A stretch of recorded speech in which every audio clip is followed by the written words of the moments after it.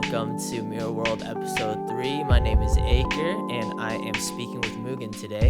Mugen is a fractalized being living in a Japanese, Taiwanese, Hakkanese, American experience. So at the time of this recording, they had recently graduated from acupuncture school.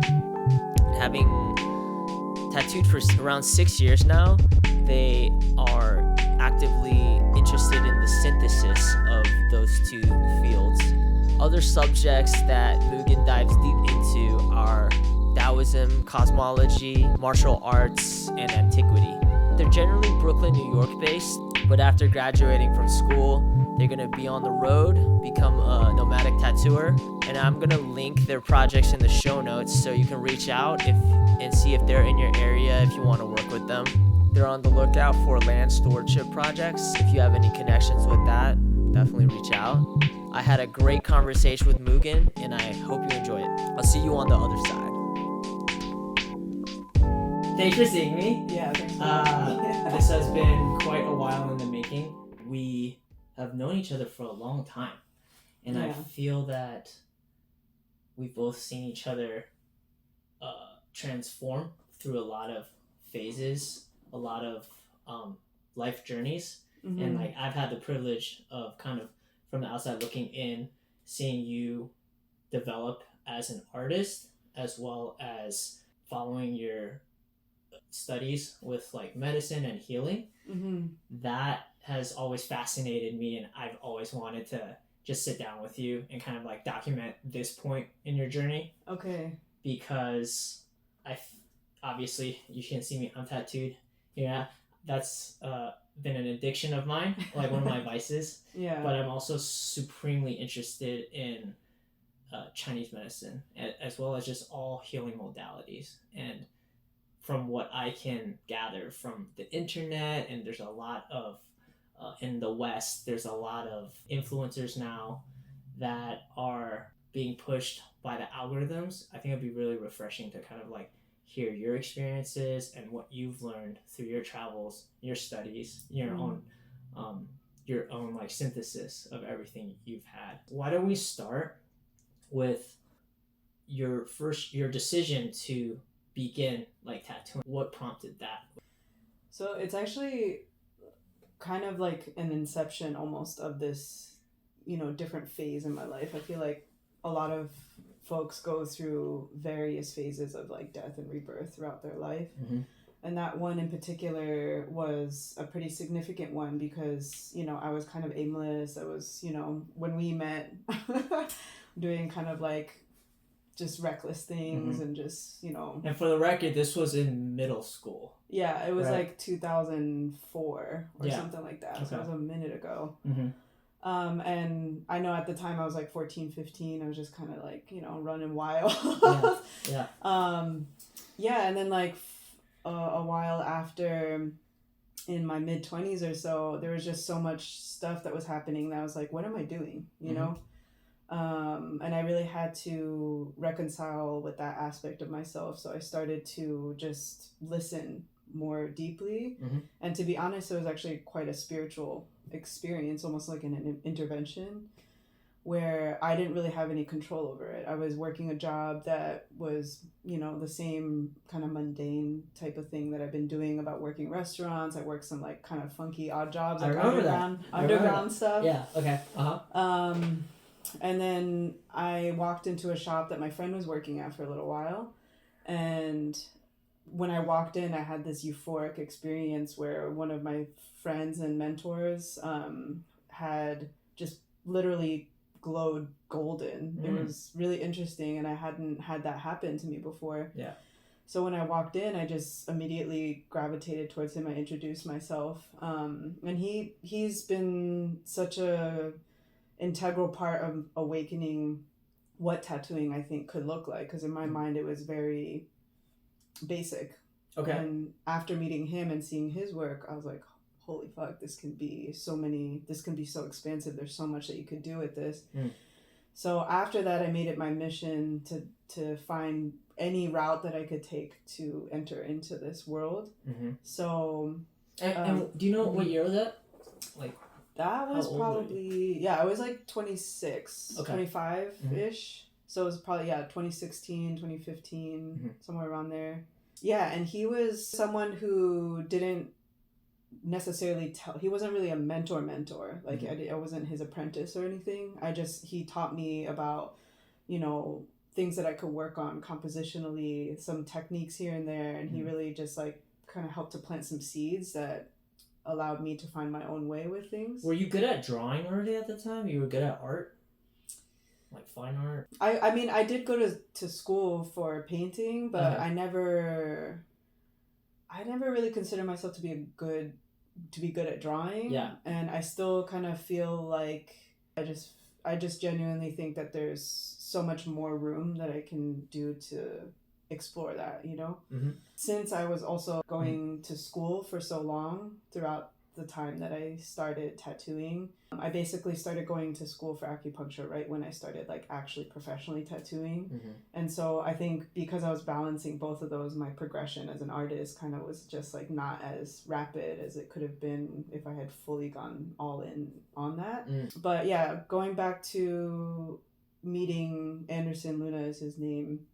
After meeting him and having a lot of help from him, I also was getting a lot of help from like working as a shop hand in Times Square. I worked there for like 3 years, and I started to tattoo anyone who wanted to get a tattoo.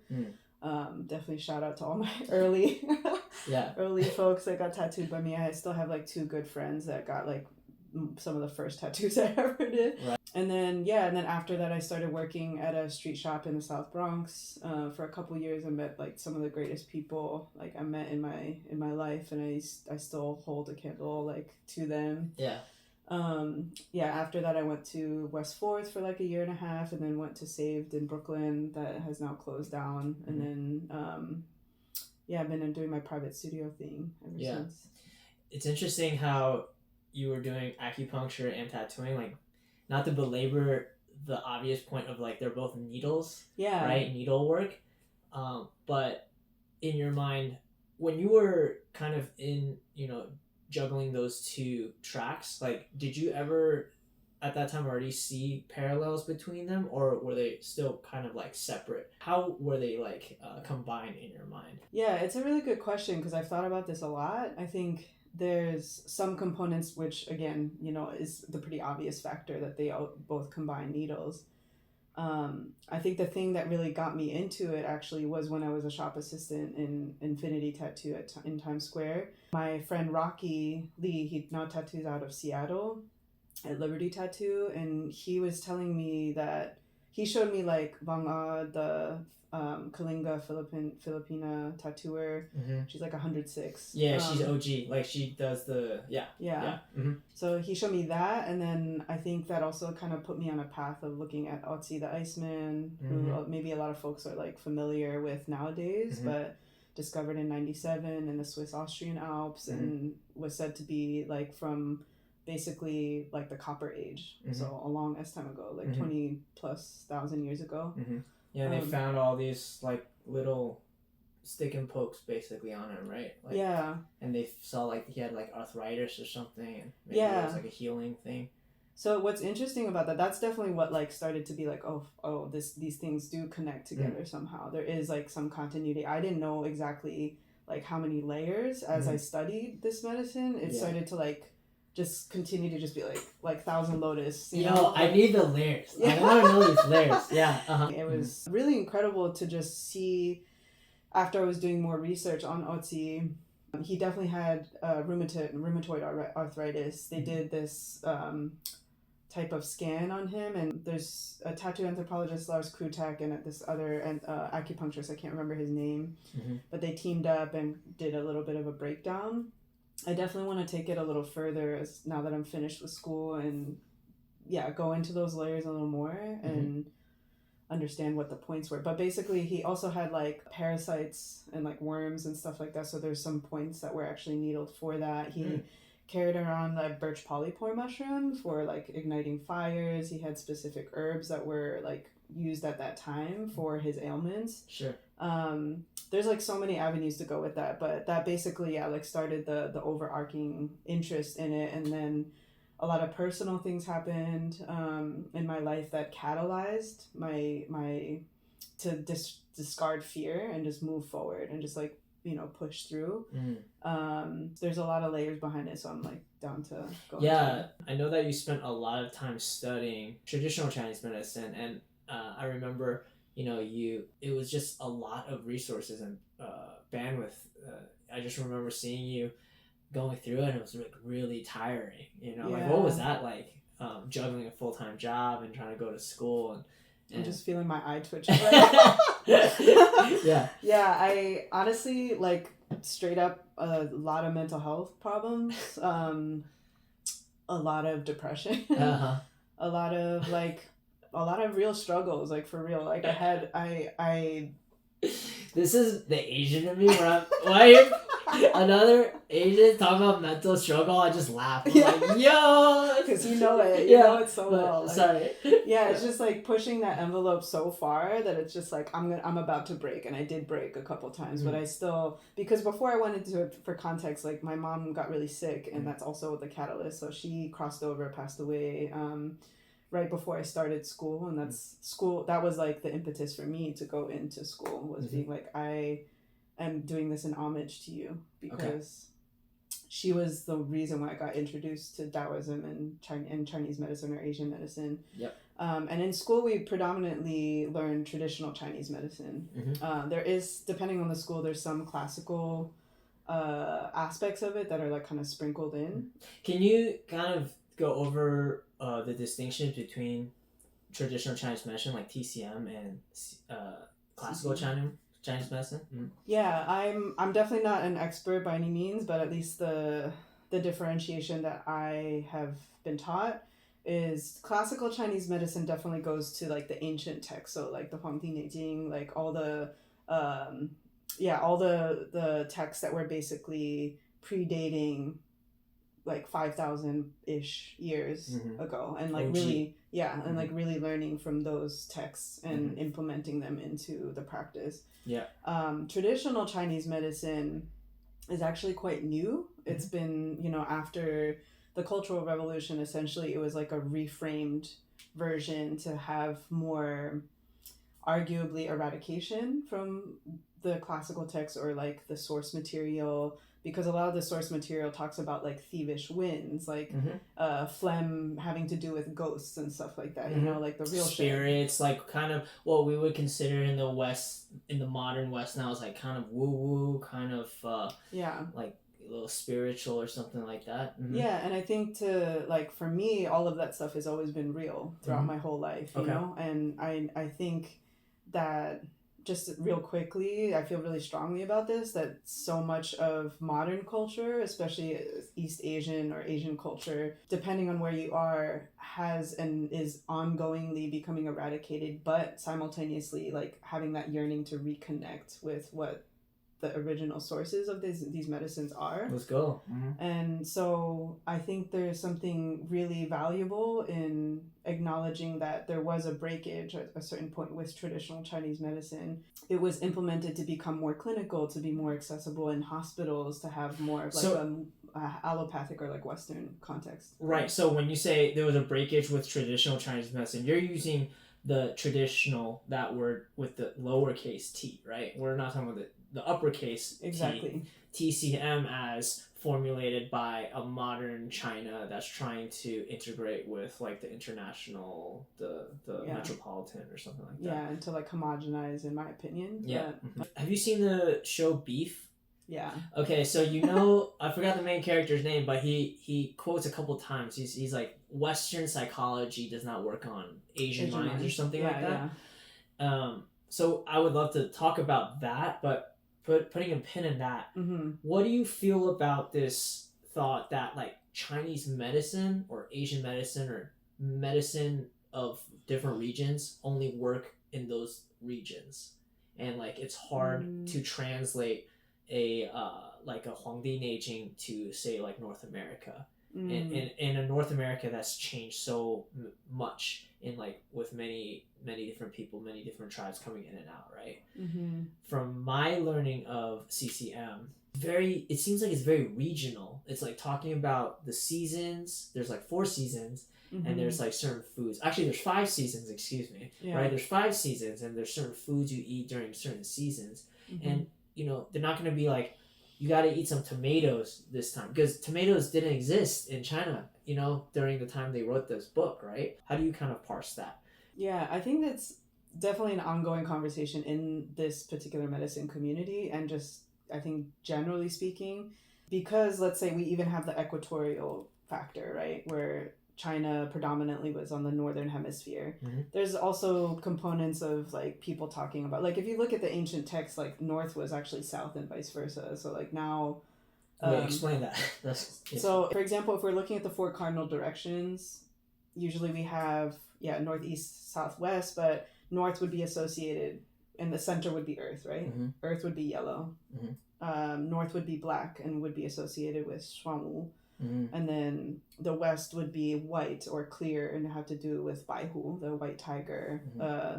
I don't know the translation for the vermilion phoenix, but that would be the south. So it's associated with red. Okay. And then east is the Qinglong, so like green dragon. So there's there's all these components that are the fundamental workings. Like, this is kind of going back into even looking at cultures ubiquitously across the map. Like, there is a framework of this cardinal structure, right? If we translate that into different areas and regionally, it still has some like application. But with that being said, there's also the equatorial factor, maybe flipping the script a little bit to just be relating to, let's say if you're in Australia, you might have to, like, your winter is now summer, and there's certain things that might have to shift around.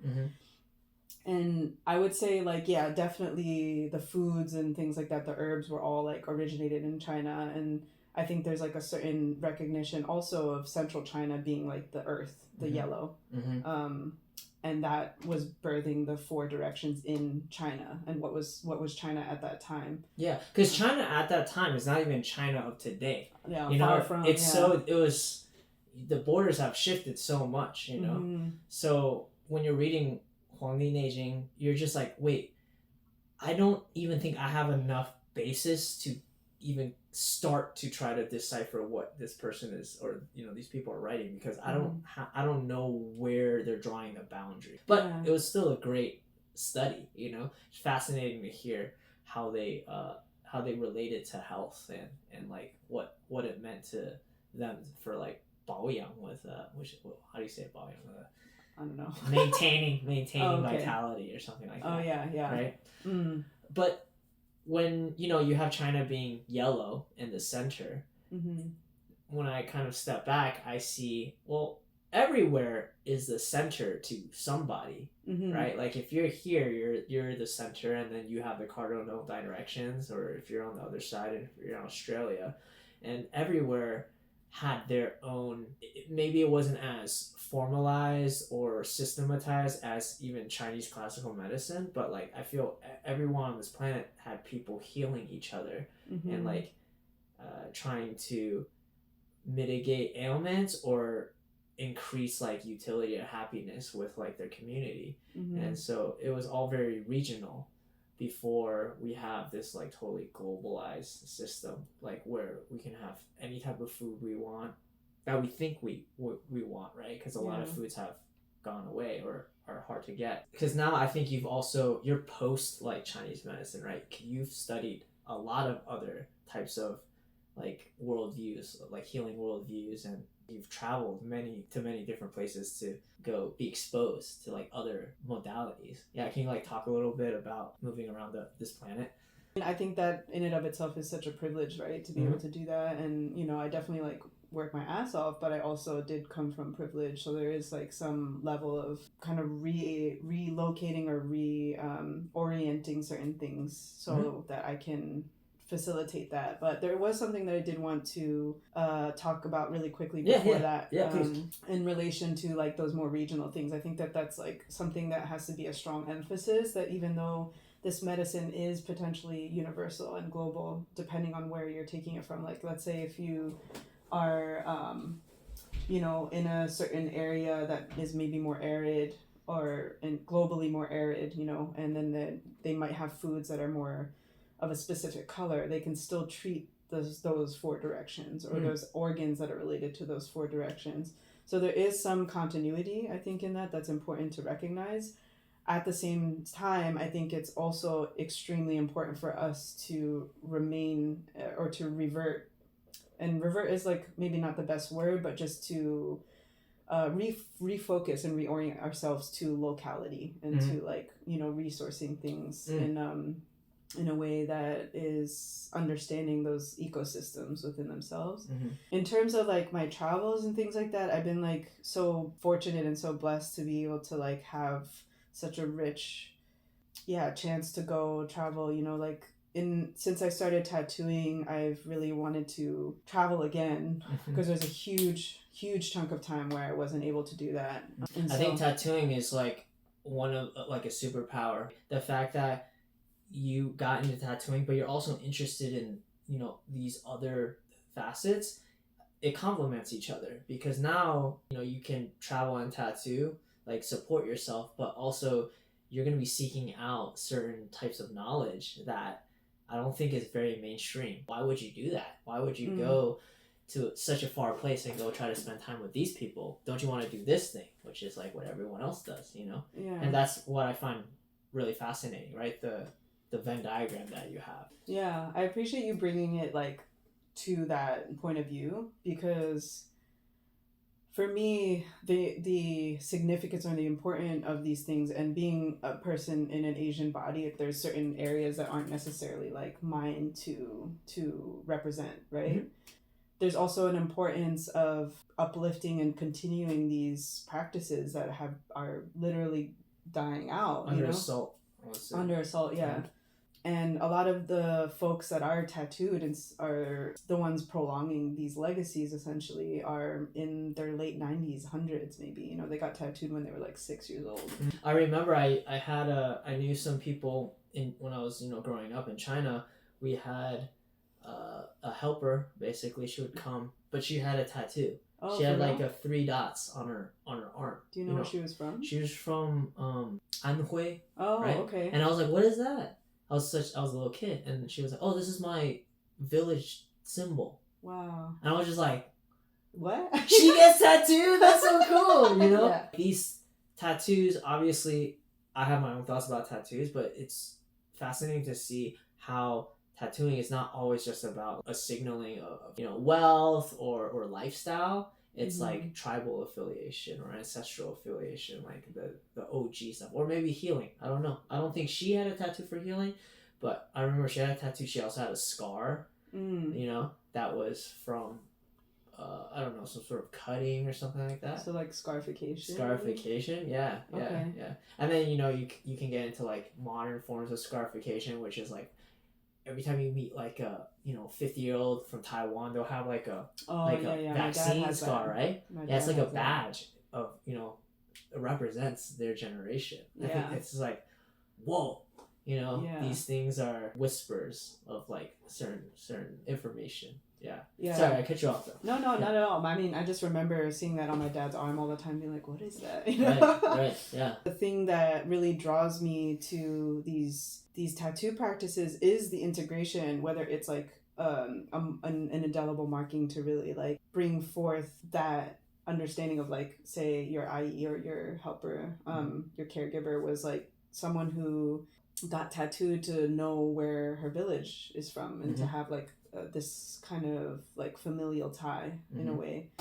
For the people listening, Anhui, when I was growing up, was a very impoverished region of China next to Shanghai, which was like one of the most richest regions. So a lot of migrant workers would come into the cities looking for employment. You know, she came from that. I think that's also something important to recognize too, because there's so many of these folks, these villages essentially, that have tattoo practices that have been essentially assimilated to the point where they are forced into poverty or forced into certain things that they can't continue their legacies or practices, and that's displacing them, you know, and removing them, the gap between these hyper capitalist cities versus like these more what I gravitate more towards, these like rich, lively, and integral aspects of our earth, our culture, like the original peoples that came from here, that literally were born from the earth. Like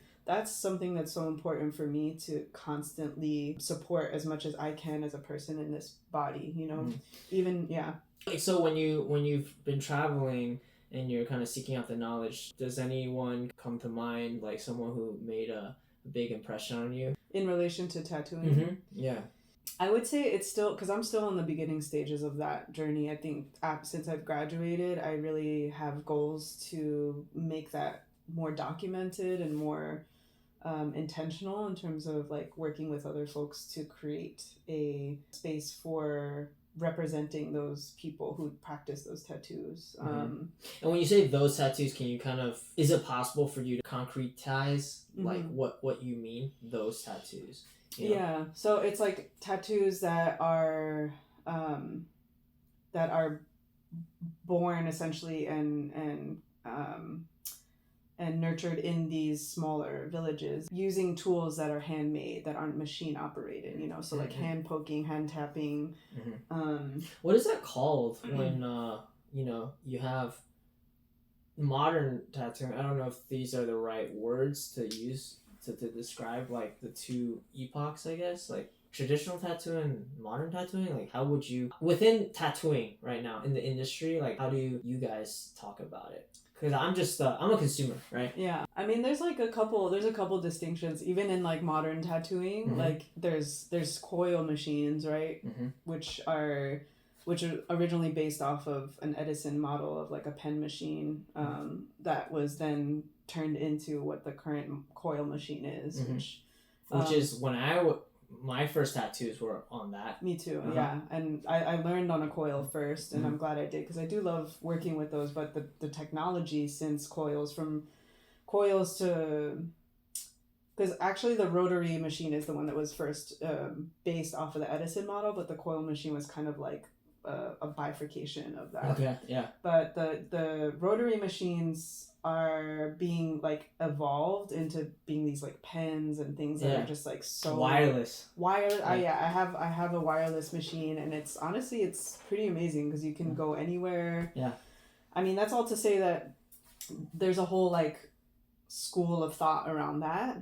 That's like, you know. So we have the technology aspect, and within the styles themselves, right? Exactly. You have like traditional tattoos, which the word traditional is weird because to me traditional is just like sailor stuff. Yeah. Right? It's like, what is traditional in another place? So it's funny because then like even in the context of Asian medicine, right? TCM, it's like the capital T versus the lowercase t. Is traditional like traditional American tattoos, traditional Japanese tattoos, right? Like those, we have a connotation of like, Sailor Jerry stuff. You even have like Percy Waters, like all the dudes from like the early 1900s and maybe like somewhere around there that were just doing all this like Americana stuff that was essentially based off of a lot of other artwork, you know? And then you have like traditional Japanese, which is like the big bodysuits, tebori and stuff like that. That is... And that's all related to like the underworld, and is that even like a modern legend, you know what I'm saying? Like how they influence, you know, movies influence the tattooing, or I think that's true, right? Back in the day, like the I don't know, the Yakuza or something, they couldn't show the skin. I don't know, like... Yeah, I mean, there's probably a lot of history to it that I don't even really know, but at least please, like, you know, fact check this, but I'm pretty sure there was a legacy of like firefighters and samurai that were adorned with these tattoos as a form of like honor, you know? Sure. And then over time, because samurai were, you know, you can't really like carry a katana around anymore, so once the daimyo era started to die out, then they couldn't find work, so they had to go underground and become these kind of like essential network for Japan to function. And they still are doing that work, so there's like a weird connotation with it now, but that's my understanding of the progression, at least, of like these bodysuits and stuff like that. And those things take like a long time to do, you know? and the work and the artistry behind that is like mind-blowing to me. I have so much respect for masters who like understand the composition and everything around that. But to go back in relation to traditional tattoos, right, then you have that other context of like tattoos that are done traditionally, where they're using like tools that are hand carved, handmade. It's kind of the same conversation around traditional versus classical Chinese medicine or Asian medicine. I think there's definitely a mirror there. Look at Otzi, his tattoos. What were they for? Were they? I mean, I'm sure. The cool thing is like they were for both. You know, it was like, look at me, it looks cool, maybe, but also it's like this is helping with this terrible rheumatoid arthritis. Maybe they didn't know what it was. They're like, oh, there's an evil spirit in here that's like screwing my knee up. Yeah. So I need to like carve something to scare it out. You know, that type of worldview is really cool to me. As I get more and more tattooed, what started out as just like a fashion statement, I would say. Nowadays, when I get tattooed, I grow close with like the artist because I have to, you know, get connected. It is like an indelible mark on your body, so you want to make sure the person's cool. Personally, for me, that's kind of like how I think. And through tattooing, I've met like some really out there artists, you know, and like they all have cool backgrounds, and I find like really esoteric knowledge from some of them, you know. Yeah. And that's obviously one avenue, but like the image itself, like the designs, the work itself on my body does open certain doors to experiences that I wouldn't have otherwise. You know, meeting people who are attracted to it, like, oh, that's cool. You strike up a conversation. It's like a type of power because I can hide it and expose it when I want to. Right? I'm sure like people who have tattoos can understand where I'm coming from. I'm trying to, I want to explore more the aspect of like when we see, for example, I think of like the traditional Thai tattoos. I don't even know if they're really traditional, right? But like in the temples, you know, the you see, sakyang, yeah, like you see people travel to go and endure the pain. I heard it's very uncomfortable to get it, right? But they do it as a form of like blessing, you know, like, I mean, whether or not it's true, whatever they believe in, I think the effects are real, you know, and it looks a certain way and it tells a certain story. Yeah, so I think like there was a thread in our conversation at one point because a tattooer that you recently got work from was also like really interested in antiquity and like esotericism and stuff. That was a huge portal that I like dove really deep into for a while, and through that I, you know, found Göbekli Tepe, which is translated to like the potbelly mound or like, you know, there's different translations to my understanding, but it's a smoking gun because it's one of the oldest documented or oldest dated sites that shows that there was like civilization that was conscious and aware, and based on what it was astrological, astrological and astronomically like oriented towards the stars, and it's an incredible site if anyone wants to check it out because it's so powerful. Yeah. Oh, so you went? Yeah, I mean, this was the whole like was a whole. That was kind of the main reason why I wanted to go to Turkey in the first place because I'm a fucking nerd. Like I just want to go check this stuff out. And I would eventually also love to continue finding places that are also like part of our culture that aren't really on the map. You know, not to say that I'm an archaeologist, but I just like think that there's so much information there. Yo, straight up those, like, what is an archaeologist? You know what I'm saying? Like, what are these labels? You know? But sorry, continue. Yeah. So Göbekli Tepe, that was like, what ignited my desire to go to Turkey in the first place. And then I had been going to Yahe ayahuasca ceremonies with a small group for a little while, and there was a lot of Turkish folks that were going there. So there was like all these like, you know, the beautiful thing about spirituality and just being guided towards certain things is that for me it looks like there's pockets of information of continuity in knowing these people, I tattooed this woman who's like, apparently quite well known in Turkey, and then that kind of sparked my interest to just go out there. And then when I started looking around Göbekli Tepe, I asked my Turkish friend Jenner, and he said, yeah, there's actually a lot of tattoo practices around that area, within a 2-3 hour like drive. Yeah. And in Sanliurfa, and excuse my pronunciation if it isn't good, but I definitely encourage anyone to correct me. But there's also Mardan and other places around the area where quite a large Kurdish population there as well. And Kurdish folks, to my knowledge, also have like a very deep, are the indigenous folks of that region, and they have a deep tattoo practice. So there's a thread of like that I witness, or that from me over here, like seeing indigeneity, tattooing, and this is obviously not like every indigenous group has a tattoo practice, but there is something there where there's like these original peoples have something that's connecting. Why do you think they tattooed? What was their impetus for tattooing? Yeah, I mean, again, this is like me, right? Yeah, like, yeah. That's fine. My like interpretation of it is that we are corporeal bodies, like we are our own living planet, like our own ecosystem in ourselves, and the way that petroglyphs, cave paintings, all these things are marked on the walls of these ancient sites throughout the world.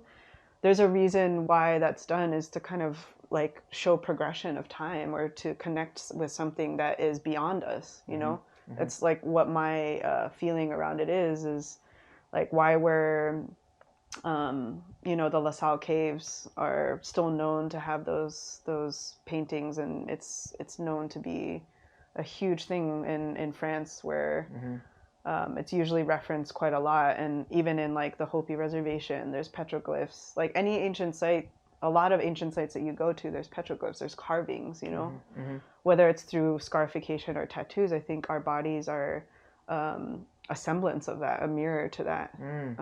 And it's a way for us to connect with ancestry, or to connect with our bodies, to connect with things that are beyond us. Let's go. Okay. Yeah. Say if you... Why is it important to connect with ancestry? Well, can I say something really quick before that? To me, when I'm again, my understanding of all these things are still in my eyes to kind of at like a beginner, maybe preliminary novice level, like still in beginning stages. So in certain practices, if you have like a sigil or a talisman, or these geometric structures that is flattened, it's like a drawn out 2-dimensional shape. All of those things can be warped and become 3, 4, 5, 6 and beyond dimensional shapes. So those things can potentially like have us travel literally to different places. So these spirals, right? That's something that's literally seen all throughout the world. And the spirals mimic our Milky Way. It mimics like all different things that you find in the multiverse. There's all these things that can literally like bounce us to different points in time space. In my how it's like I see a fractal. Exactly. It's like from the smallest to the largest. Like we see these like the golden ratios and and why, to me, the thread between tattooing and acupuncture also is so interesting to me, because my Shifu from Five Immortals Temple, Li Shifu, he talks about each point on each channel to be its own like microcosm. So every point is also its own portal into another dimension, let alone you putting a symbol or putting something there that's going to propel you into these like threads of consciousness, How does your Shifu, what is their outlook on tattooing? Or It's a funny question. I'd love to circle back to what you asked me before too. I kind of, but yeah, Li Shifu is he's a really funny dude. He was using an example. Like there was one student who I hadn't met before who had gotten like a bunch of different symbols on his body, and Shifu's like interpretation was that like, oh, because of he has all these like kind of conflicting symbols on his body, there's a lot of stuff like just that's not really speaking to each other well in his body. Okay. Can they prescribe more harmonious symbolism. Is that a thing? Potentially, like Yeah. I would imagine that there's probably a way to do that. Yeah. And this is again like a conversation that I would like to have with Shofu someday. Yeah. But it was funny because one day when he was telling me about this other student, he was like, "Oh, but don't worry, you're fine because your tattoos like look good, you know." Like he said it in Chinese. That's so interesting, man. Yeah. Like sometimes to me, I'll see a tattoo that looks great, and then I'll ask my friend, and they're like, I don't like that. Yeah. You know, it's like we're going into the realm of taste now. Yeah. And like aesthetics, you know. To me, that was always separate from like spirituality and like, healing, but maybe not. Sometimes like there are weird like confluences of these things, you know. Yeah, and I think that's the cool part of the era that we're living in right now, is that that confluence and that coalescence of what can look good and what is also like what can merge in that is kind of awesome. Like I think that's something that I would like to slowly tap into more and refine as time goes on, you know. I saw you did a tattoo recently. You know, you showed the tattoo and then you showed like the ancient like Chinese characters, you know, and like her tattoo or their tattoo was like influenced by those. Like, can you talk a little bit about that? That was, you know. Yeah. So, shout out to Lala Openi. Shout out to Jules Bolinayen also, who's my homie staying with me right now. They currently live in Oahu, Hawaii, and they are Filipinx and are well versed in like Hilot traditions. And they're extremely powerful healer and tattooer. So we actually did like a combined ceremony. So Lala is the person who received it, and they are also a visual artist, like a really prolific graphic designer, like really deeply spiritual, and their family is from, at least what they know, hails from like Canton, Hong Kong area. So they did a ton of research and just like are living in that world of understanding different variations of seal scripts and different scripts from different time periods throughout Chinese history. Mm-hmm. And I think because we're all like visual artists, there was a lot of collaboration in that whole process. So Lala basically sent us like a bunch of different versions, and the thing I really like about any kind of like ideograms or pictographs or ideographs are that there is room for interpretation, because those were all based off of like what we observe in the world, right? Mm-hmm. And so we were playing around with that a lot and seeing what would come together. And it was over the course of like probably a month, or it's like 4 to 6 weeks or so, I can't remember. And I had sketched some stuff out, and they kind of looked more like talismans, and then we were like, wait, that's a little too complicated, maybe we should scale it back. And then Lala also had a pretty like clear vision of what they wanted, but we're down to collaborate. Mm-hmm. So on the day of, we like drew some lines out and then decided to what to incorporate, and then eventually we kind of like edited some things and like redrew, so it was all freehand. But we had like, you know, 4 main characters. One was guide and protect, and Jules did a Kulabanza reading, which hails from their tradition, and they were able to like help decide on placement based on Lala being already like tattooed in some areas. We decided that the back of the arm specifically would be most appropriate. So there was a lot of components at play, and this is the first time on this tattoo tour, or tattooer as we call it, of this year, that we're about to do our 3rd collaborative ceremony, Jules and I, and it's been really cool because we get to be a part of like re-enlivening someone's cultural and their cultural and ancestral connections. Yeah. So that's like more or less where that came from. Yeah. So circling back, like why is it important to be connected to your ancestry or as humans? Yeah, I've spent an arduous amount of time reflecting on this, because you know there's so much conversation around this, and a lot of things that can come up where people get triggered, people get activated, people will like not want to participate in something. And as I will say this, as an Asian person growing up in America, there was so much that I was not told and that I wasn't connected to. So I actually like found myself through so many other traditions and other cultures first before I landed back in my body. So I was grateful for that because I was what were some? For example, going to Turkey was a part of it. I think there is, obviously through the Silk Road and trade and stuff, there is a lot of like overlap. There's just so much here, but it's like if the Silk Road talks about, first of all, like when the Silk Road existed, the geography was different. Like nation states didn't even exist. Yeah. You know, like what was that? That was like 500-600, right? BC. Silk Road. Yeah, I mean, it lasted for like 1,000 years. Yeah. So but I think it started somewhere like in 500-600. Yeah. I can't remember exactly, but yeah. Yeah, and that number we're given is also just, who knows? Like, They're like, who the hell knows?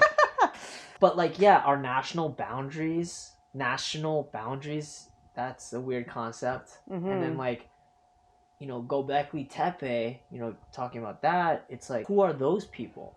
That name isn't even the original name, right? That's just like, we found this, it resurfaced, we dug it up, you know, dusted it off. Oh my god, this is like a megalithic structure. We don't know who made it. We'll just call it Göbekli Tepe, which means something. Is it Turkish? Is the name Turkish? Yeah, I believe so. I'm almost like 99% sure it's Turkish. Yeah. And it's like for me, the concept of identity is intertwined with like lenses that we keep filtering through, because, you know, I grew up, I think in certain ways we have a similar upbringing, like Asian Americans, right? Growing up in China when I was like a teenager, that helped me get reconnected with you know, Chinese culture. And we can talk about that too, because like, what is Chinese culture now in the mainland versus Taiwan versus that diaspora?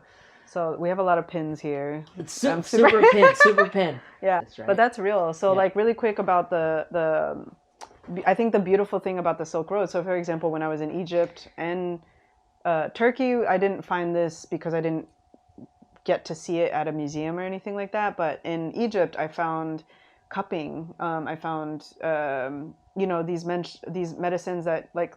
If we're gonna go, okay, so circling back to like the original question was like how I found all these different. I had to kind of go through these different cultural understandings before I can land back in myself. Yeah. One of the main ones was in the original language, and again, my pronunciation we'll see, but like it's called Kemet, like the land of black. Yeah. Which is Egypt, right? In the Temple of Komombo, there's a huge placard on the wall that's a hieroglyph or a carving, a relief that was carved out for Imhotep, the medicine person of that time, right? And I have an image of it, which is crazy because there's cups, there's needles, there's gua sha tools, there's all this stuff that is currently, like, that has been used in Chinese medicine and Asian medicine. Do they know that? Is that a thing? Like when people go there and see that, like even, you know, the people who gave you a tour, or like, you know, the curators, do they be like, oh, that's interesting, like we had that too, you know? Like, did you have those conversations? You know, do they have a concept that like, oh, maybe they go to China and they're like, oh, you guys do cupping here too? Like, we do it over there. Yeah. You know? Or maybe they don't do it over there anymore. It's like a lost thing. Now it's like a Chinese thing. Yeah. Which is interesting, right? Right? Yeah. Yeah. So I think that, like, I don't know. Yeah. Because these were all things that were happening in my own head. But I'm sure there's some folks who find that thread, who like understand that these things do exist. So when I went to the museum in Egypt too, in Iran and like in the Swana region, there was a ton of cupping. There's still that same medicine that was just shared. In Africa, they have forms of cupping where they use horns and stuff. That's been around for mad long. Like, get out of here. Yeah, that shit's. This medicine's been around forever, and it's not just localized to Asia. Yeah. So I think that there's something to that too, even though recognizing again locality, right? But then also understanding that there's always like something that's connecting all of us into a similar modality. Yeah. Or is it that people just really like to get their skin sucked on, you know? Like we like to get body modded all the time. What is it? Like, there's only so many things you can do to the body, you know, so was it independently developed? Was it like spread? Yeah, I mean, I'm super fascinated by it, and I think like you even have the Gebelin mummy that was I can't remember the time period, but she was supposedly a priestess that had like baboons tattooed on her throat, and then the eyes of Wadjet, the eye of Horus, and the eye of Ra, both tattooed on her, as well as forms of like protection of like the two baboons were supposed to represent like the shush, like the food dogs. Oh. And have like a similar protective quality Okay. to the vessel that is your temple. Yeah. So I think there's like something interesting to me here where you have this microcosm as a body, right? Yeah. That I know that there's a lot of memes and stuff going around being like, my body is my temple. If I decide to tattoo it, that's my choice. And that to me still has validity because that is part of what this vessel is. Like to construct and to come into this earth in this body is kind of fucking incredible. Like I don't know. It's an anomaly, you know. Why is it important, right? To get to tattoo within our own culture. Yeah.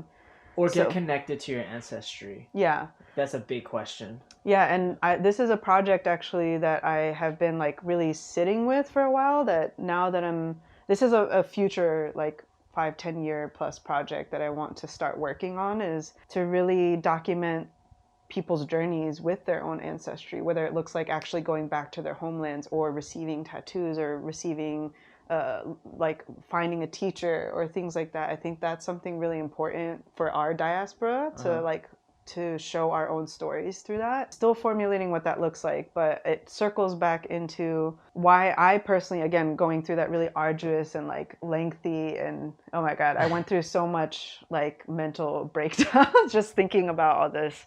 So for me, it's I don't want this to come off any other way other than just being like, say if we're coming from like we're living in a river, the river is our thread of the culture that we exist in, right? We come from that source of that mountain. That mountain is the one that has different sections or bifurcations that it goes into and has veins essentially, right? So I think all of that fluid, that blood that is part of the earth, which is the waters, which is the blood in us, we're able to kind of like walk along that river to find that mountain, to find that source. If we come from a different landscape, it might be a little bit harder for us to traverse that because it's not something that we know. It's not land that we're familiar with. So that's kind of the viewpoint that I take it from. I think there's something important to see that for me, I believe in reincarnation very deeply. I've experienced things myself that have affirmed that for my life. Okay. I know that there's a possibility, like anything, that I've lived a life in a multitude of fractalized ways where I've like we've all lived so many different lives in different bodies and different experiences, and going in this body, I can walk along that river and like find the mountain where the water originally might have come from and so that's like the metaphor or the visual that comes up for me. Yeah, no, that's beautiful. Yeah. I've recently been diving into Euskadi, which is Basque, the Basque country. So like the Basque, they're the last indigenous European population. Like, so their language, Euskara, it's not an Indo-European language, right? So like there, you know, the Iberian Peninsula, there used to be a lot of tribes. Now they all speak like a form of like a Latin language, but the Basque, their language is like completely different. It's completely not related to any other language in the world. It's called an orphan language. Their nation of peoples is split between Spain and France, but they've always been able to maintain their identity amazingly. Like they've really had a lot to do with like our modern world history, from trading, shipbuilding. One of the things that really is apparent to me, and the reason why they can last through thousands and thousands of years and not be assimilated into Spain or France, and like some say that they're gonna outlast Spain and France, because Spain is a weird like concept, but is because of their language. One of the litmus tests for like who is Basque is like, can you speak the language? You know, there used to be more like blood tests, but like now it's, can you speak the language? If you can speak the language, you're like 95% becoming Basque. That reminds me of like tattooing too. I think language as a technology is more accessible in a way because we all can speak as human beings. Like we can make noise and we have these organs that are pretty specialized to make these special sounds. Whereas tattooing, I think it takes a little bit more infrastructure, right? A little more technique and resources to have it be unbroken. But like I think it's just as powerful as like a cultural reservoir to keep people knowing like who's the in group, who's the out group. That was just like something that you made me think about when you're talking about like going back to the up the mountain, you know, because I can think of Basque people. They know that they're not really European. Like they say like we're the OG Europeans. Actually, we're OG. Like you guys came from the steppes. You know, you guys came from with the horses. Like we've been here. Who really is indigenous? What does that really mean? What does ancestry really mean? I think that's like an important part of the conversation for sure. Something that was like coming up for me, my time that I've been continuously going back to New Mexico. There's a indigenous group of people there who are the Pueblo. They live like on the Pueblo. According to Minna, I just want to plug her really quick because she's doing such important work for displaced Pueblo folks in Taos, New Mexico. And her initiative is called Home Camp Initiative. And that itself is what she was sharing with me is that the Pueblo people, like her people, have not left their land ever. Like they didn't have like a Trail of Tears or like a relocation. So they don't live they live on their own land, not a reservation, right? So I think there still are some people, you know, of course, that still are indigenous to their respective land. For sure. And then there's also the conversation of, right, like, is language actually more accessible than tattooing? That's like an interesting question to me because there's a lot of folks, like even myself, right? Like I'm not speaking an indigenous language, but at the same time, I'm not really able to speak Taiwanese or Mandarin fluently or Japanese. So for context, my mom is Japanese, and I've recently found out through her, after her passing, I signed a contract. I don't know how valid it is, but either way, I really wanted to know more about her background, right? So I found out I have Uyghur ancestry. I can't claim any of these, but this is what came up on the test. So I have Uyghur ancestry. I have some Buryat ancestry, some ancestry from this North Asia, from the steppes. Uyghurs are basically Turkish. So, I mean, there's a lot of like, there's a lot there also. But I'm joking. I'm joking. There's also my dad's side who, according to him, our family has migrated to Taiwan like 300-400 years ago. And I have Hakka ancestry, which is also circling back to the conversation of like the shifts in China internally and how the Han umbrella was actually absorbing a lot of these other ethnic minority groups, and Hakka folks are part of that. Like I think Hanification. Yeah, for sure. And then like I think Hakka folks actually have a very distinct culture in themselves, and I'm still discovering what that is because it's predominantly an oral history.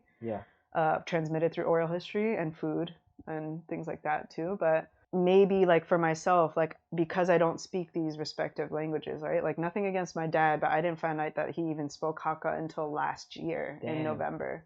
My whole life I had no idea. So like the betrayal. I know. I'm just like so how'd you find out? It was so casual. Like I was like upset that it was so casual. So we were at my sister's place for Thanksgiving, and we don't get together that often, so it was kind of special. Shout out Thanksgiving. I know, right? Yeah, for real. My dad was showing me this line thread, which is, you know, commonly used in like Japan and Taiwan for this like family group that one of his relatives, I don't know who, but every day he reads like a daily blurb of like a few sentences. He reads them in 2 separate Hakka dialects. So he was like, oh yeah, my relative was showing me this thing, and then he started playing it, and he was like helping to translate it, and I was like, wait, you speak Hakka? And then he was like, yeah. And I was like, Dad, like I didn't know this whole time. So and why does that impact you? Like why do you have this visceral reaction about like, oh, why did I know this? Yeah, there's a lot there. But... It's a deep wound, Yeah. but it's so many things. But to kind of relate it to what we were just talking about, it's like, is language that accessible, right? It's like, because the language is a code, it's to me, going into like metaphysics to bring this factor into it. Language is not only an act of revolution and resistance, it's a reclamation of your culture. It's a longevity of what has been erased. But it's also a vibrational pattern that, through the different orientation of the amphitheater of our mouth, that connects us to these different parts of our body. If we're also relating Asian medicine to this, we learned at the temple, we learned 5 Taoist healing tones, which also have to do with different organs in the body. And I don't think I'm supposed to share like a whole lot about it. But basically, it's similarly to different languages around the world. You know, different sounds are created based on how the sound is produced, through like where your tongue is placed, how you're like where you're calling that sound in from. And because a lot of these like older languages have so much complexity to it, you can literally say 20 sentences in like one sentence in another language, right? Yeah, it's like in Chinese we have like the proverbs, like a proverb, boom, and then it's like a four story, characters, and it's just like, and you just string the 4 characters. You're like, oh my god, this is OP. Yeah. Stuff like that. It's like that frequency of that like word that you're iterating is an entire story. That's like something that is transmitted through the vibration of what you're saying. The vibration is sound, the sound travels, the sound threads us back into that whole river of like the thread that connects us to our ancestors. Like, to me, that's why language is it that accessible? Is that why it's been severed? Is that why all these things have been colonized and eradicated? Like, those are questions that I ask. And I wonder if, because tattooing, I understand that there's certain like technical and like learning curves that come with tattooing, but at the same time, because we live in a body, to me, in my mind, it's actually a bit more accessible than language in some ways. I recently got really into like whistling.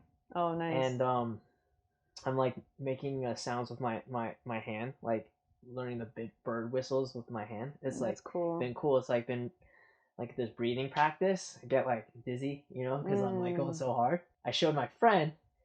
I was like, yo, check this cool thing I learned. And then he just did it like easy. I was like, damn, that's cool. And then he's one of my friends who's like definitely like very out there in his outlooks. And I was like, yeah, man, like sound is so crazy, yo. Like the sounds we make. Think about you know, maybe we can like split rock, because we talk about like Egyptians, like how did they like, you know, levitate, bro. Tons of limestone. Yo, and then he was like, yo, think about it, man. It's probably lost knowledge. Like, we used to probably have like 1,000 people singing like one tone, and everyone's trained in it. And then like, who knows what could have been happened? Because you see like videos of them levitating like little styrofoam balls in between 2 speakers, right? And then you're like, I make sound, you know? And it's like something like I thought about with you know, this complicated organ that we have. Why do we make this sound? It's not just to transmit information. So I mean, that makes me think about like, what about the frequencies that we're emitting on a subtle level, or even like, say, you know how in the light spectrum there's light that we can't see, right? There's probably sound that we can't hear necessarily, but it's vibrating, it's rippling. For sure. So like, I know that when I'm in like a weird ass state of mind, that if I'm walking down the street or if I'm interacting with someone, they can feel it whether they know it or not. Like, we're becoming more attuned to each other, I think. In those subtler like non-auditory sounds, I think there's something to that too, not just with like vocal cords and what can be heard, I guess. Just with like a lot of the research with regards to like photons, like how our cells emit light, but like not light that we can see in like the spectrum, but you know, we have like melanin inside of our bodies. We have melanin in our brain. Yeah. Where I thought it was just dark. Yeah. But now it's like the substantial nigro. Yeah, exactly. Yeah. Exactly. Of course you know about this. That shit's wild. We didn't have to learn it in school. Oh, really? That's so yeah, I didn't go to that school. Yeah. You know, I had to find out about this through like YouTube holes, right? Yeah. You know, now I make sure every morning I go out and get sun, you know, on my belly, on my head. Contrary to popular belief, I actually do take off this bandana. But like try to get full spectrum light, right? And like try to limit artificial lights at night, that is a very individual pursuit, right? Like I'm always trying to think about like groups of people, my community, like we pass light to each other. We also pass like bacteria and viruses to each other, which, that's a whole other conversation about like what does that mean? Like, because I think like you can transmit health, not just disease, right? Yeah. I want to hang out with like people who are healthy, but like healthy to me is like not what they define it as. Like if I can tell like you have good vibes, like something's rubbing off onto me, and hopefully I can be that and rub off onto the the people I'm interacting with, right? So like that, you're talking about the sounds that we can't hear. It's definitely like everything that we shed. I can only control like what I shed. I can't control what you shed, but like I try, hopefully not in vain, to like shed like good stuff, because I'm gonna shed no matter what. Yeah, that's the hope, right? Yeah, that's the hope. For me, being on this trip, it's probably being in a place like New York City. Everyone's vitamin D deficient, and from a Western or allopathic medicine perspective, like vitamin D deficiency can cause like brittle bones. It can cause like all kinds of things where you're maybe like not like, you can have brain fog, stuff like that too. And I'm telling you, like on this trip, I got the most sun I've gotten in a minute. That's and cool. I feel like I can see some things. I can feel myself in a different way that I like forgot, Yeah. And it also helps me to like, vitamin D helps to nourish our calcium, our bones, right? So that's also ancestral knowledge right there. The bones come from the kidneys. They're related to the kidneys in Asian medicine. The kidneys are the pathway from the pre-heaven, like Bagua or the trigrams. The pre-heaven information, and anything that's ancestral or parental is transmitted through the kidneys. All that information is transmitted through the kidneys of bone. So there's something really like important, I think, cosmologically too, about receiving sun. It's not just like, let's get sun. For sure, for sure. When I am out in the sun, I wonder about my tattoos and like how the sun affects my tattoos, and then I think about like the pigments inside the ink that I put under my skin, right? Most tattoo ink is not regulated, which I'm not advocating for regulation. I'm just saying like people should be aware this substance that we're putting under our skin is kind of like an industrially created. And I don't know if you've looked into that with regards to like the ingredients of the ink that you use. Can you speak a little bit about like the health effects? Because now there are people coming out and like, yo, there's heavy metals in this stuff. There might be like phthalates or like endocrine disruptors. And so to be honest with you, in terms of the industrialized aspect of tattoo inks, like I don't really know a lot about it, other than it's similarly to if I'm reading an ingredients list on anything that I put into and on my body. Yeah. The simpler it is, that's what I'll fuck with. Yeah. So like for me, I really love Luna pigments or like solid ink is really solid because they just, it's like basically 3 or 4 or 5 ingredients. Yeah. What are they? I'm curious. It's usually either like water, glycerin, which helps to bond the ink together. There's sometimes alcohol, the pigment itself, and like that's pretty much it. Like there's really not, it's not that complicated in terms of the mixture. I think it's getting the dosage and the ratios. The ratios. Yeah. Thank you. What is the pigment? It's a good question, and it's something that I haven't had time to get into as much because this is an area of interest that I've actually been quite fascinated by, like researching or looking into some cultures who practice tattooing like in their lands or in the forest or something. Let's say they harvest a specific plant that the ancestors told them to work with. Yeah. They'll like get the ash from that plant. They'll put it down into and make it into an ink. How common are like color tattoos when we look at ancestral methods of tattooing? I haven't really seen that many color pieces personally. Yeah. I would imagine it takes like an order of magnitude more effort. Yeah, and I think it's kind of going back to an elemental phase, right? Of like carbon is the literal, is what's being used for the ink. So carbon being like one of the more basic elements. Yeah, you just burn some wood and Yeah. grind it up. I mean, literally, this tattoo I got in Turkey, I wanted to get it from someone who really practices it. Yeah. It's a little complex, but basically the method that she used, she also just like used the soot or the carbon on the underside of like a pan and just like put it down and just mix it with some oil, and then that was it, you know. What type of oil?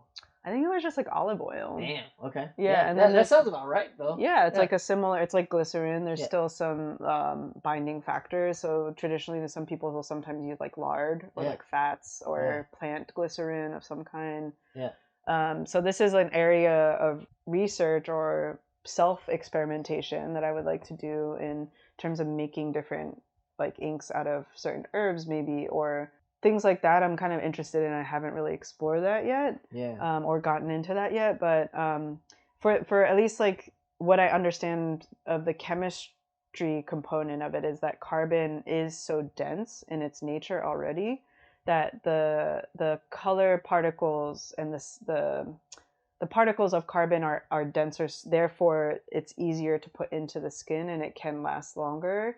Whereas other colors are maybe a little bit more like spread out. There's a little bit more space in between them. So it's a different formula that needs to be made.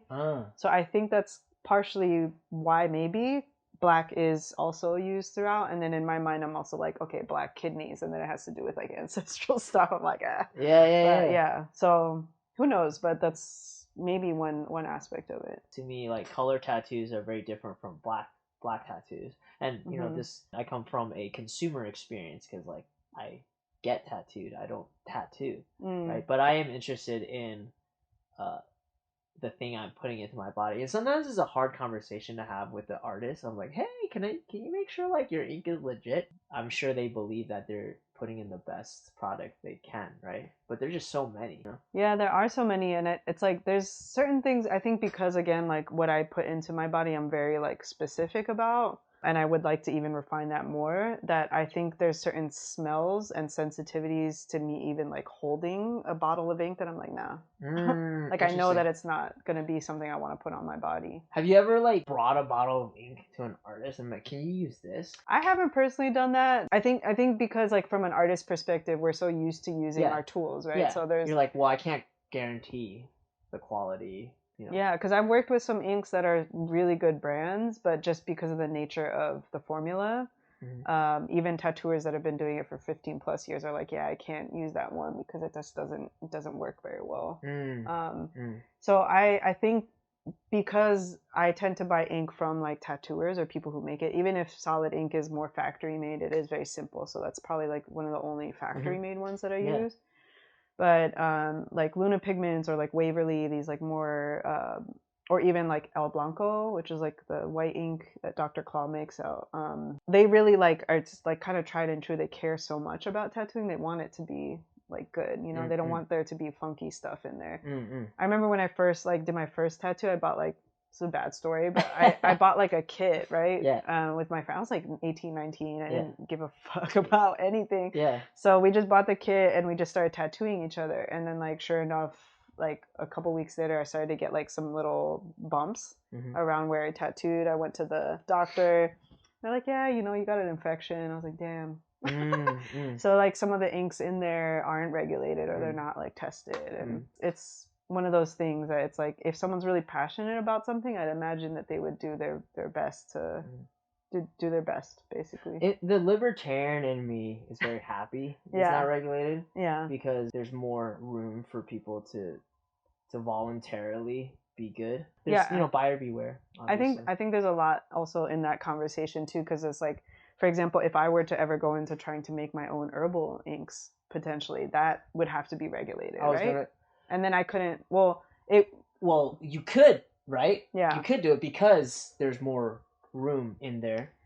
Is it? I don't know. Is there liability in that? Well, like, this is an interesting question that maybe like we can, like table, because I think there's the realm of herbs and plants, right? That can't be commodified, and then there's the realm of deregulation or non-regulation within the inks themselves. So I'm like, I think that there's a lot of ways that could be maybe like fly under the radar. So in allopathic medicine, right? Like they'll inject certain things into your body, like an IV drip or a vaccine or a vitamin D shot, and it goes past your skin, yeah, and it goes into your bloodstream and circulates whatever, and then tattooing, you're trying to hit like a very specific depth, so it stays there, right? It would be really interesting to have ink that was inherently medicinal, but then you get into the realm of what are we trying to heal, right? Yeah, and I think that kind of can go into that conversation of like why a lot of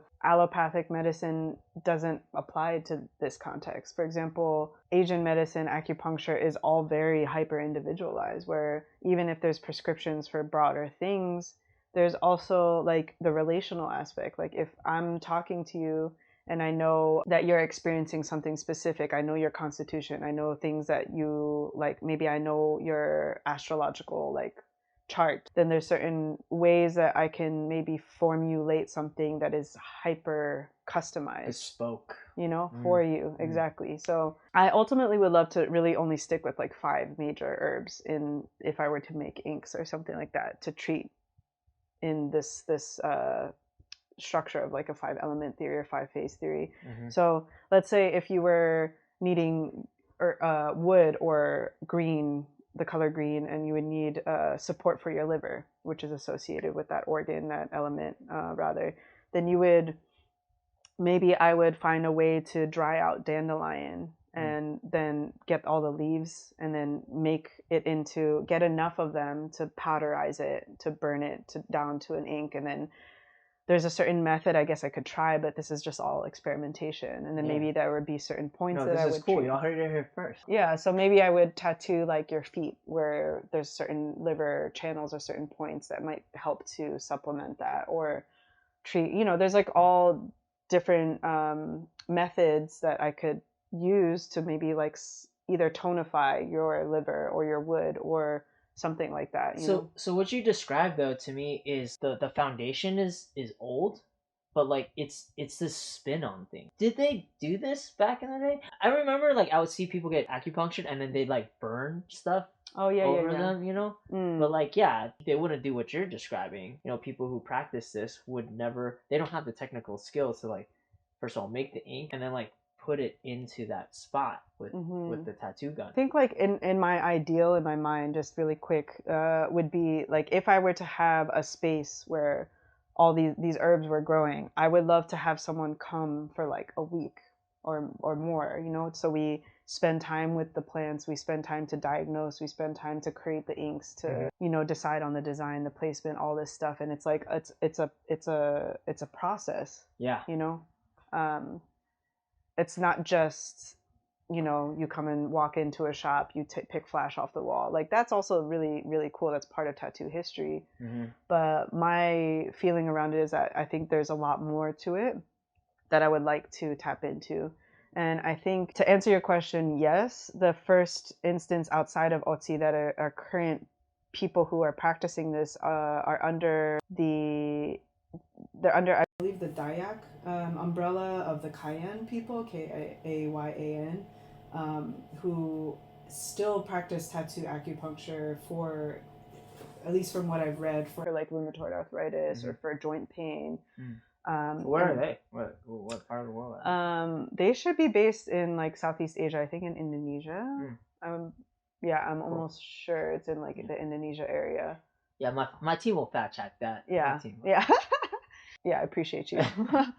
And then like there has been the Yup'ik people in St. Lawrence, Alaska, that have historically done it. They aren't necessarily around or practicing tattooing specifically. There's some folks that were in, I think it's definitely in New Zealand. I think they were like the Aurora people.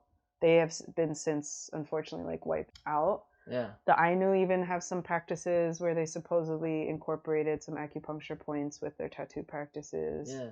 But these are all speculation in terms of being like, just with the Ainus, like with their acupuncture points, that's like in their own system or and that's a question I can't answer, right? But I think from this is just like I haven't written full. I haven't finished this article because I kind of wanted to like fact check and even like maybe present it to an Ainu person to see how they felt about it. Yeah.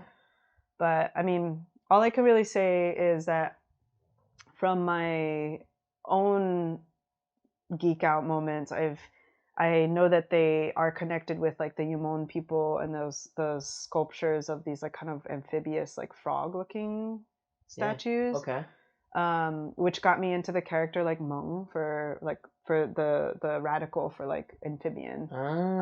Which I noticed that when I listen to certain Ainu like songs, there is a big call and response, right? And it kind of sounds like toads or frogs like speaking, croaking, like in a like a river body of water of some kind. So I mean, I don't know what there is to that, but I imagine that there's also some information that they probably likely have their own system, but I would not know. Yeah.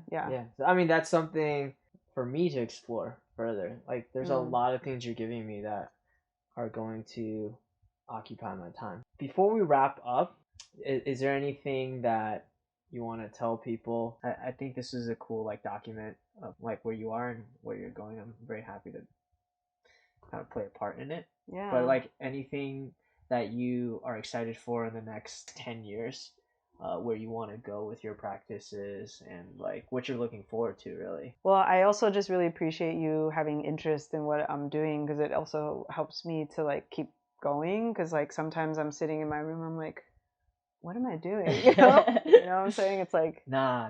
Yeah, so it's obvious to me. Okay. Yeah. Okay, sure. I appreciate that, because I'm just here. Yeah, it's very unique. It's very unique because I don't know anyone else who I think respects tattooing as much as you do, as well as has a background and like has studied the healing arts. And when you say, oh, I'm very privileged I can travel, but to me it's like you're lucky that when you travel you have a direction you're going in. Like you have stuff to do there that I consider really cool. I mean, I'm always like the kind of person that's very like goes with the Tao, essentially. Like Taoism has been such a huge part of my life that I still have so much insane amounts to learn. The thing that's speaking most to me right now is I mentioned to you in my bio that I had epilepsy from ages like 6 to 13, 14,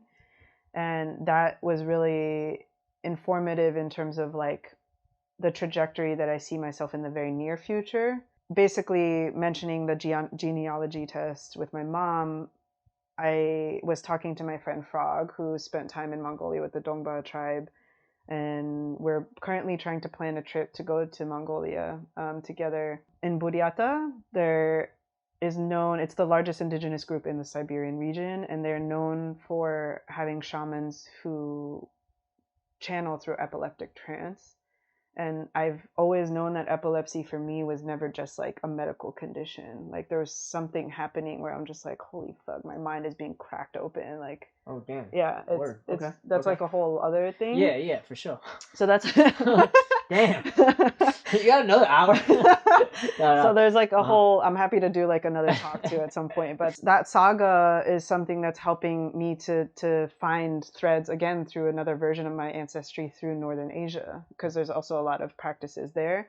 But in terms of like more grounded, more practically and creatively, what I'm interested in is like the next 5, 10, 15 years is the project I was mentioning of doing some kind of documentary type of work where we're telling our own stories, but maybe on my travels I meet other indigenous folks and give them tools like this setup, say for example, so that they can document their own people, and they can just start like there's funding and resources and backing to just give people equipment and like a tutorial on how to use this stuff so they can tell their own stories. It's something I really want to do.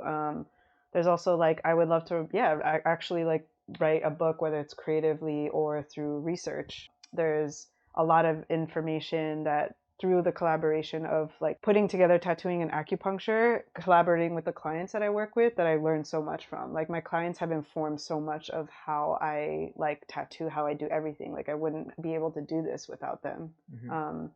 So I learn just as much from them as I do from the research that I'm doing. So the way that tattoo acupuncture is forming in my world, in my scope, is not only from the research I've done, but interacting with folks who have their own ideas around it and being open and willing to like work together and finding how these all come together. Especially because this is the beginning of graduating from school and now like having like 6-ish years of tattooing. Now I can like start to bring these together finally. So yeah. It's just beginning. Yeah, it's just beginning. Like yeah. Yeah, it's really cool. So I'm humbled by it, honestly. It's really, yeah, I'm here for the ride, for real. Like I'm just kind of like, okay, just take me where I'm supposed to go. Yeah, it's gonna be a good ride. Yeah. All right, cool. Well, thank you guys for tuning in. Thank you. It's Mirror World, episode 3. Wow, it's been a minute, but thank you, Mugen, for coming on. Thank you, and we'll check back with you sometime. And for all those who like this talk, I'm gonna link all Mugen's socials in the show notes. If you have any questions about Chinese medicine or tattooing, I hope like they'll reach out to you because I'm not qualified to talk about it. But yeah, this is one of my go-tos. So yeah, thank you so much. Thank you. I appreciate you. Cool. Peace. Woo!